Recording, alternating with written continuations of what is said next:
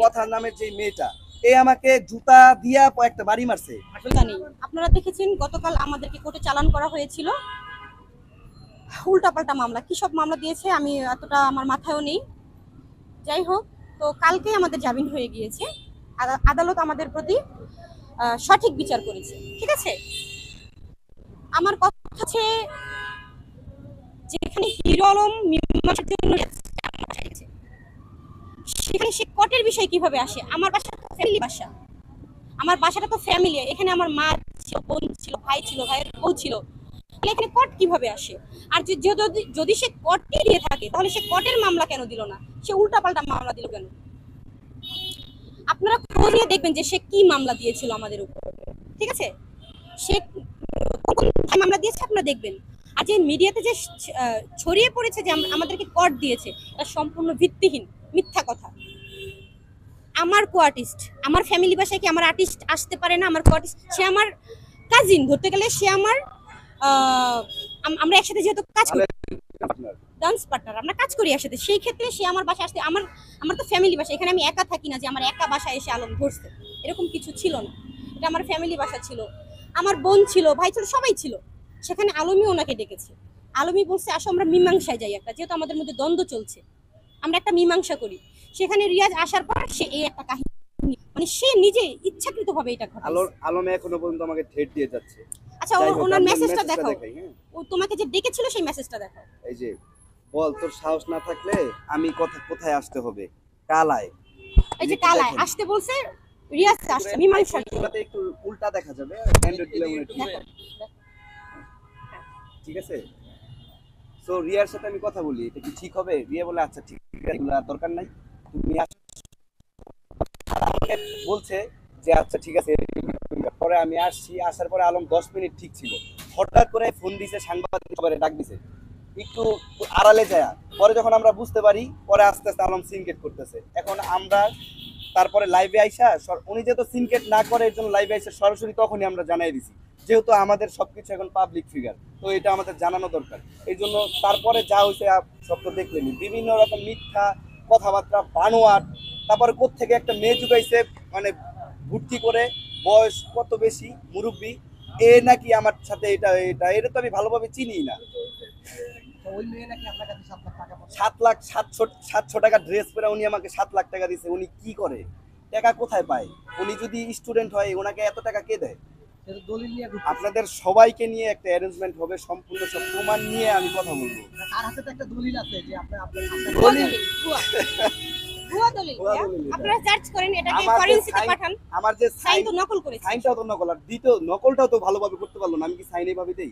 হরিকার্য কি আমি এইভাবে লিখি? তার মানে কি ওই মেয়েকে আপনি চিনেন না? এই মেয়েকে আমি চিনি, বাট এই মেয়েটা হচ্ছে আমাকে সর্বপ্রথম ফোন দিছে যখন আলমের সাথে আমার ঝামেলা হয়, তখন আমাকে ফোনে ও বলছে, আমাকে নক করছে, আমার যখন আইডি ছিল, তখন বলছে ভাইয়া আমি একজন অ্যাডভোকেট, আমি আপনার সাথে কথা বলতে চাই, আলমকে আমি এইভাবে করতে পারবো। তখন আমি বলছি আচ্ছা ঠিক আছে। তো সেই সময় আমার একজন দরকার ছিল। পরে একদিন আসছে উনি, মিরপুর ওনার বাসা, রেস্টুরেন্টে গেছি, কথাবার্তা বলছি, ঠিক আছে, এই জাস্ট, আর কিছু না। তারপরে আরেকদিন দেখা হয়েছে, ফোনে কথা বলছে, উনি আসছে হচ্ছে আপনার ওই কোথায় 300 ফিটের এইখানে। পরে আমি গেছি, যাওয়ার পরে ওইখানে কথাবার্তা বলছি যে কিভাবে কি, উনি বলতেছে যে আলমের সাথে এইভাবে করলে ভালো হবে, এইভাবে করলে ভালো হবে। যেহেতু আপনার ফেসবুক পেজ উনি নষ্ট করে দিছে, তাহলে আপনি ওনাকে কেন ছাড়বেন? উনিই আমাকে আলমের পিছে লাগাই দিছে। ওটা বলার পরে তখন হঠাৎ করে দেখি আলমে ওরে মেসেজ করছে যে কি ব্যাপার, কত দূর। আমার তো এটা দেখে আসমান জমিন সব এক হয়ে গেছে, কিরে আমি কারে নিয়ে আসছি। যখন আমি বুঝতে পারছি যে আলমের লোক, ভাড়া করা লোক, তখন আমি ওনাকে ইগনোর করা শুরু করছি। আমি আর কোনো কথাবার্তা বলি না। দাবি করছে যে তার সাথে আপনার ফিজিক্যাল রিলেশন হয়েছে, আপনি কি বলবেন? আচ্ছা, দাবি করলেই হবে? আমি তো কত মেয়ের সাথে মেসেজ করি, কথা বলি, সবার সাথে কি আমি প্রেম করি? কথা বলতে পারি, আমি একজন পাবলিক ফিগার। আর এখন এইভাবে অনেক মানুষই চিনে, একটু ইমপ্রেস থাকতে পারে, কথা বলতেই পারে, আমিও কথা বলতে পারি, অনেক বিষয়ে কথা হয়। এখন এগুলা বললেই কি তাদের সাথে আমার সবকিছু হয়ে যায়? আর আলম কি না বলছে আমার সম্পর্কে, ওনার সম্পর্কে, ওনাকে হ্যারাস করার জন্য কি না করছে, কত কথা বলছে। লাইভে একরকম কথা বলছে, বাস্তবে আরেক রকম কথা বলে। আচ্ছা, আপনার যে এক্স ওয়াইফ, সেও সাথে ছিল, সে দীর্ঘ সংবাদ সম্মেলন করছে, এবং একই অভিযোগ আসলে যে আপনি আপনার চরিত্র নিয়ে কথা তুলছেন, তো এই বিষয়ে কি বলবেন? এক্স ওয়াইফ ইতি ইতি তো সবাই জানে যে ও হচ্ছে আমার এক্স। দেখেন, সে আমার এক্স ওয়াইফ ছিল, সে আমার নামে অনেক কমপ্লেন দিছে, অনেক বাজে বাজে অনেক কথা বলছে, একটা সত্য কথা না, সব মিথ্যা কথা। আমি কোরআন শরীফ ছুঁয়ে বলতে পারবো, দু একটা আছে সত্য কথা, কিন্তু এগুলা নিয়ে তার সম্পর্কে, সে এক্স ছিল এক্সই থাক, তার সম্পর্কে আমি কোনো মন্তব্য করতে চাই না। ভাই, আপনি তো আমি জানি সত্যের জয় সবসময় হয়। কালকে আলমে আমার 3টা মামলা দিছে, আমাদেরকে মামলা দিয়ে ঢুকাইছে, আমরা বিকালের মধ্যে বের হয়ে গেছি। আদালতকে অনেক ধন্যবাদ যে সত্যের জয় সবসময় হয়, এটা আদালত প্রমাণ করে দিছে। হ্যাঁ হ্যাঁ ভাইয়া, হ্যাঁ। এটা সে অভিযোগে ওইখানে শুনে না, উল্টাপাল্টা অভিযোগ করেছে, আসলে আচ্ছা, আমি- অভিযোগের কোনো ভিত্তি নেই। আচ্ছা আমি আলমের ছিল, হ্যাঁ আলম- আমি বলি শুনেন, ঘটনা হচ্ছে কি যে কালকে ওইখানে গেছি, যাওয়ার পরে হচ্ছে উনি কটমট হাবিজাবি আপনাদের সবাই ফোন দিয়ে ডাকাইছে, বিভিন্ন কথা বলছে।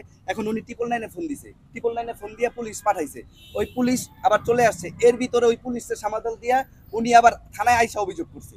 থানার থেকে ওইখানে গেছে, যাওয়ার পরে আমাকে বলা হয়েছে যে আমাকে সেফটি দিয়ে নিয়ে আসবে। ওকে ফাইন, আমি সুন্দর করে আসছি, আসার পরে ওই যে ওই ভুটকি মেয়েটা, যাই হোক কথা নামের যে মেয়ে। কথা নামের যে মেয়েটা, এ আমাকে জুতা দিয়া একটা বাড়ি মারছে। আসলে কোনো যদি আপনার সাথে যদি কোনো তার কোনো লেনদেনই না থাকে বা কোনো সম্পর্ক না থাকে, তাহলে কেন আপনার এসে মাথায় বাড়ি মারবে? ব্যক্তিগত আক্রোশ থেকে ভাই, কেন মেরেছে, আপনাকে এজন্য- যদি এক আমি- মিনিট, আমি একটু বলি কেন মেরেছে, এজন্যই তো আজকে মামলা হচ্ছে। কেন মেরেছে আমাকে সে, কেন কেন মারবে মারলো? সে, এজন্য আমরা এখন থানায় আছি।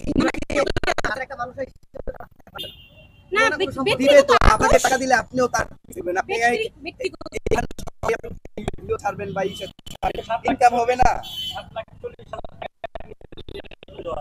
ডকুমেন্ট আমি তার নামে 10 লাখ টাকা, আমি তো তার সাইন দিয়েছি, আমি অন্য কাউকে 10 লাখ টাকা ডকুমেন্ট দিই, কোনো ভিডিও আছে, আমার কাছে অনেক প্রমাণ আছে, আমি সে যে আমাকে মেসেজ করছে অনেক প্রমাণ আছে আমার কাছে, আমি সব দিব। এটা এখানে আসছি, কথা বলতে আসছি, সবকিছু প্রক্রিয়া চলছে, আপনাদের জাস্ট বের হইছি, এখন আপনারা তাহলে বলছেন, আচ্ছা, আমরা সবাই অ্যারেঞ্জমেন্ট করে আচ্ছা, রিয়া আমরা বলি, সবাই বলবো এই হ্যাঁ, কথাগুলো, ঠিক আছে? আপনি আসলে এখন থানায় আসছেন কি জন্য? এখন থানায় আসছি, গতকাল যে অনাকাঙ্ক্ষিত যে ঘটনা আমার সাথে আমাদের ঘটেছে, সাথে মিথ্যা, হ্যাঁ, আমার বাসায় অ্যাটাক করা হয়েছে, আমার গাড়ি ভাঙচুর করা হয়েছে, আমাকে মিথ্যা অপবাদ দেওয়া হয়েছে, আমাকে মিথ্যা মামলা দেওয়া হয়েছে, এই সব কিছু নিয়ে আমি এখন থানায় আছি, আমার মামলার প্রতিক্রিয়া চলছে। মানে আপনি কি হিরো আলমের বিরুদ্ধে মামলা করবেন? হিরো আলম আরো অনেক অজ্ঞাত উনি বলছেন যে আপনার কাছে যে আইফোনটা আছে ওইটা কথার, এবং এই বাইকটা আপনার আরন বাইকটা নাকি কথা কিনে দিয়েছিল আপনাকে। প্রমাণ দেই। এই আইফোন কিনছি আমার এক্স ওয়াইফকে নিয়ে, আজ থেকে আরো 6-7 মাস আগে, 1 ডিসেম্বরের 2025-এ, ঠিক আছে, 2024 ডিসেম্বরের 25 তারিখে আমার এক্স ওয়াইফরে নিয়ে আমি এটা আইফোন কিনছি। আইফোন সে কিভাবে কিনা দেয়? আর গাড়ির কথা, গাড়ি আচ্ছা, আমার আমরা- কত আগে কিনা দিছে আমার, ভিতরে গাড়ি কাজ তো আমি আছে কত আগে কিনছি, গাড়ি ঠিক আছে, একটা কিনছি আমি, 6-7টা গাড়ি ঠিক আছে। কিনছি। আমি একজন ইউটিউবার, আমি এগুলো কিনবো না, আমার টাকা নাই।